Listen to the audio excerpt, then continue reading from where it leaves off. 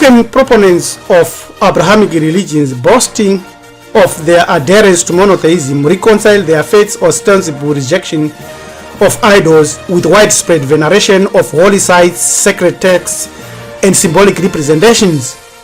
Is it not an inherent contradiction to claim belief in an imageless, formless deity while attributing sanctity to physical objects, places, and other practices, thereby blurring the line between monotheism and idol worship?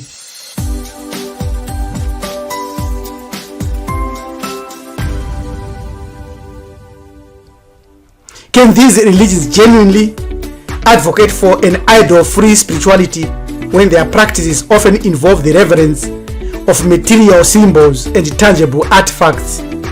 This is in contradiction with the essence of what they are teaching, like monotheism. We all worship idols. The question and the answer is which ones and why. What do we mean by idolatry? The illusion of solidity at the subatomic level. 99.999% of your body is empty space. Problems of idols. Every religion has idols. Every human being needs idols and worships idols, no matter who you are. Idolatry refers to the worship and veneration or excessive devotion or love to physical objects, images, symbols, or representations as if they were the actual or represent divine entities or divine principles. That's idolatry, so nobody escapes there. Islam, with strict injunction against images, has images itself, worships idols itself, visits places that they call holy, whereas they claim others are committing a shirk. The illusion of solidity at the subatomic level. It is very important to understand that quantum physics has proved beyond any reasonable doubt and shattered the notion of solidity in the fabric of reality. At this subatomic realm, there are no known rules that operate other than principles that are very general. It is very important to understand this when we look at idols. The traditional structure of an atom has been shattered by quantum mechanics. This throws out the idea and the understanding of orbits. We do not really know at this point in time what occupies the 99.999% of empty space, but our ancestors had the answers to that. So the atom and the nucleus contains most of the mass of the atom, protons and neutrons. The rest is almost empty space. You can see how tiny the nucleus is. It is very important, therefore, to understand that the nucleus of an atom is like a ping pong ball if the atom is considered the size of a football stadium, and most of it full of nothing. And all this emptiness in this matter, or in this structure of matter, in this illusion of solidity that we are describing at the subatomic level, proves that even within idols there is empty space that is 99.99%. So at the end of the day, if this empty space is considered, it means that the computer, the machines, the matter, you yourself, and mostly the chair that you might see in the bed you are sleeping in, the food that you eat, are not really there. It is very important that in quantum world, particles are considered in a number of ways, that they exist in a state of uncertainty, resembling that which we have learned from the waters of Nyunyu.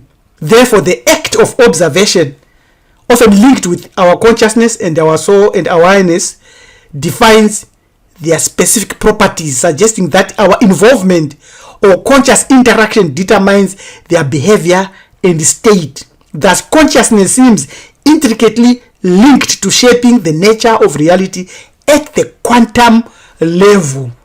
How does this connect and apply to idolatry? Comparison of this matter, of these issues of quantum mechanics and quantum physics with African understanding has been clearly explained and demonstrated in our book using the waters of Nyunyu potentiality.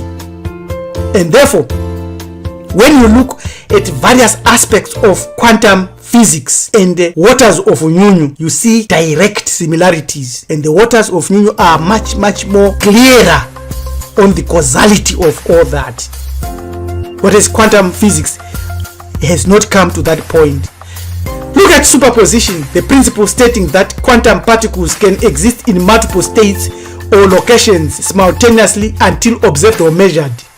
Same with waters of Nyunyu, that is almost everywhere, that created and sustains everything, but cannot be measured or can be seen, but it's there. The measurement, the act of observation or measuring in quantum physics causes the wave function to collapse, making that particle state and position change, but still the same in an understanding. This is the same with the waters of Nyunyu and the waves and the creation of matter, the uncertainty principle, the entanglement principle. All these, because of their explanation that you cannot really know everything, is similar to what we all have been saying about the unknowable creator who goes beyond being a being or an entity or a spirit.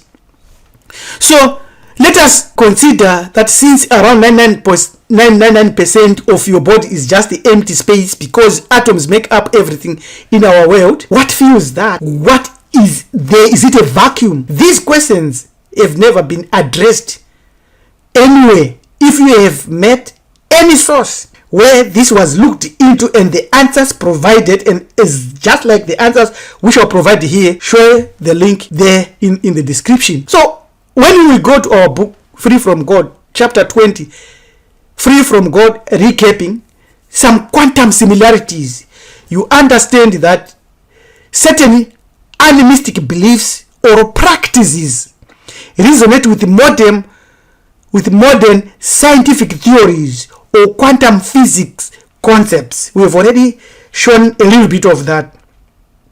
Quantum physics, though a scientific field, studies the behavior of matter and energy at a subatomic level, whereas animism is a traditional belief that relates to spirituality and the natural world, in which there is an understanding that even inanimate objects possess a spiritual essence. And it goes on to explain that it demolishes the idea of a vacuum, the horror vacui, or plenism, commonly called and commonly stated as nature abhors a vacuum. Our ancestors never taught that. Science tries to teach that, but quantum physics has shattered that and says there is no perfect vacuum. It's not just a vacuum. What fills it? The gods. From our book Free From God, we understand that the living gods, the ancestors, other spirits, and all those who self-generated themselves and came into being out of the waters of Nyunyu, the divinities, created all the laws within the universe. These self-created gods include the good and the evil. They are measured today in physics as negative and positive. So yes, 99.999% of your body is empty space, but it is filled with the waters of Nyunyu.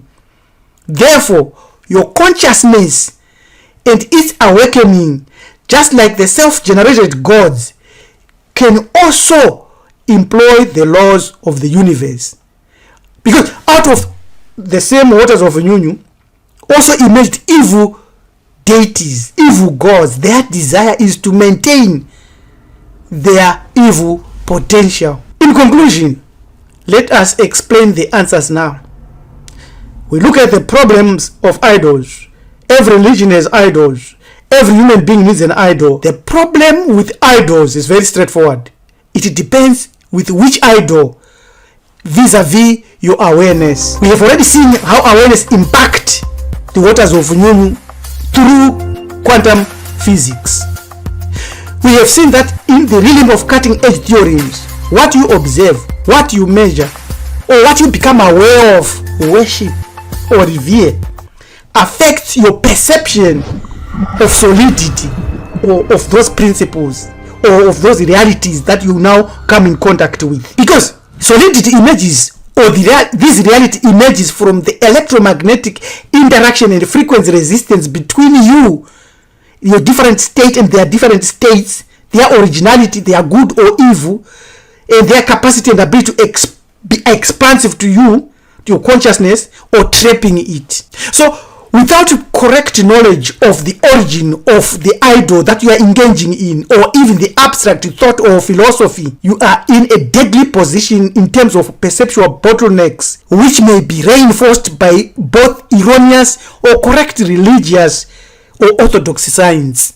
We worship idols, all of us, because our brains are hardwired, our senses are hardwired to be able to use images and symbols. Even reading, you are reading symbols to get some understanding, or to get something that is abstract or something that is beyond physicality. So sadly, the programming can also cause us to decode via our intentions using our five senses and create illusions of solidity or of other gods, or of being locked in a certain frequency. We shall come to this point short. We all worship idols. The reason is that the human brain processes images 60,000 times faster than text, and 90% of the information transmitted to the brain is via images. And they are also better than text because reading is rather cumbersome. Therefore, there is no imageless religion. There is no imageless philosophy. There is no imageless spirituality. Even atheists have an idol and idols. That's why we are showing their idol here. So, it is only the interference of alien entities, some of which may have come from the beginning of waters of Nyunyu.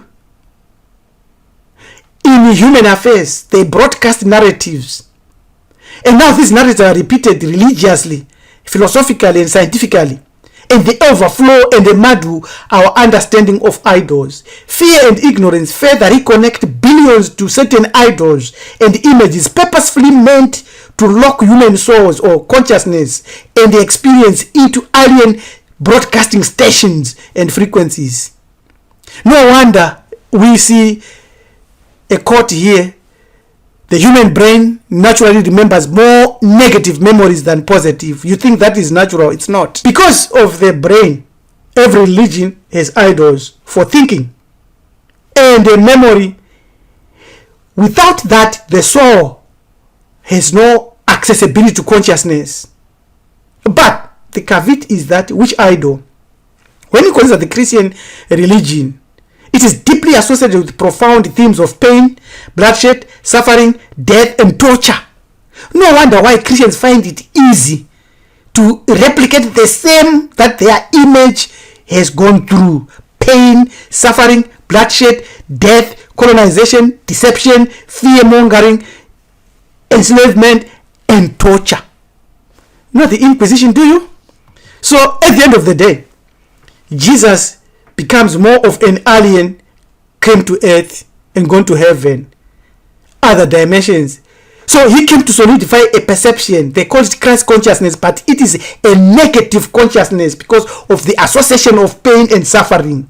And it locks you into that frequency. It's an idol that locks you into the frequency of pain, suffering, and destruction. Of course, with a sprinkling of perhaps solitudes of love and songs and music. Same thing with Islam. Despite its ostensible rejection of idols, it is the Kaaba. What is the Kaaba? The Kaaba is an idol. There is no way you can describe it. Don't try to describe it here because it is an idol. It's very straightforward. There it is. 1800 BCE, it was a natural rock formation, just like the sacred Metropos, which is still natural today. Today it has been polished, and the explanations have now come that is now black because of sins of humanity. It was white before. It was brought by the angel Gabriel, which is an alien. Very clear and straightforward. So we look at Judaism and the Ark of the Covenant, which is a replica and a copy of the ancient Kemetic Ark. These are communication tools.